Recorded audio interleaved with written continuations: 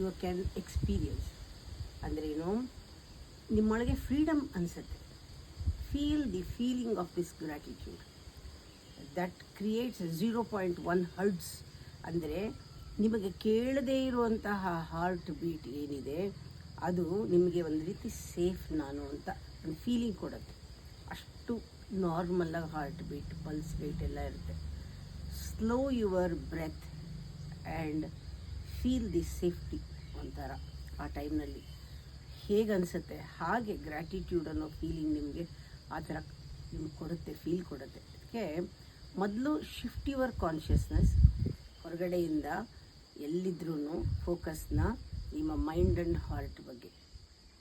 ಆ mind and heart ಬಗ್ಗೆ ಕೊಟ್ಟು gently touch the heart with your right hand and feel the chest physically.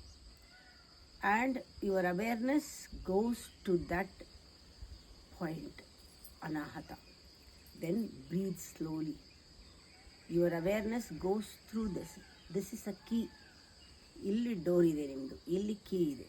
ಸ್ವಲ್ಪ ಹೊತ್ತು ನಿಧಾನವಾಗಿ ಉಸಿರಾಡಿ with lot of gratitude to the whole universe, compassion to the people around you, and care and welfare of the whole universe. ಸ್ವಸ್ತಿ ಮಂತ್ರ, ಶಾಂತಿ ಮಂತ್ರ ಒಂದು ಜಪ ಮಾಡ್ಕೊಳ್ಳಿ.